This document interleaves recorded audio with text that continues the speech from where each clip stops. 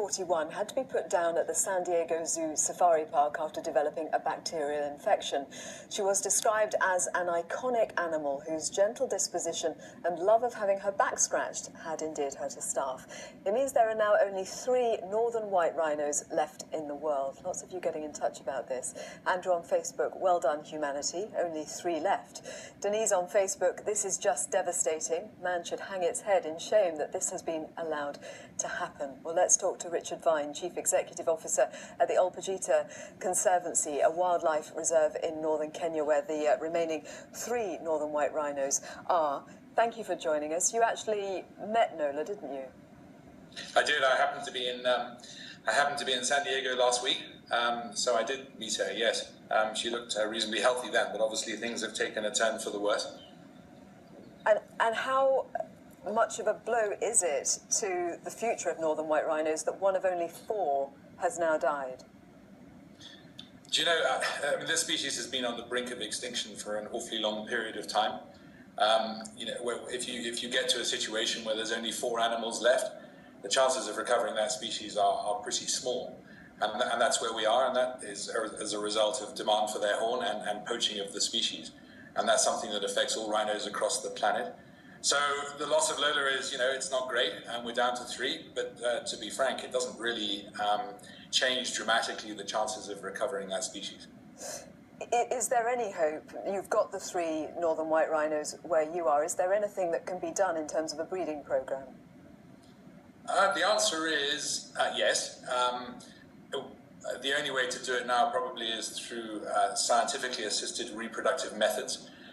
I won't go into the massive details of that, but we're essentially talking in vitro fertilization, exactly the same as happens in humans and cattle and horses. The problem is it's never been done in rhinos, and so the technique and the protocols for that to happen in rhinos have got to be developed first. That comes at a huge cost, and it won't work unless we can keep the remaining 2 females alive, because they are the single remaining repository of northern white rhino eggs left in the world. So if they die, those eggs will be lost, and then we're going to be looking at there are potentially other methods of doing it, but those involve huge amounts of expense and science, which is right at the cutting edge and has yet to be fully developed. So just explain what those methods potentially could be. In San Diego, they have stored cell lines of northern white rhinos. I think there's about 12 or possibly 14 different individuals that they have in storage, in frozen storage, in a place they call their frozen zoo. And what they would do is create stem cells from those cell lines, which then theoretically go into egg cells and sperm cells, and then combine to create embryos for subsequent implantation into surrogate southern white females.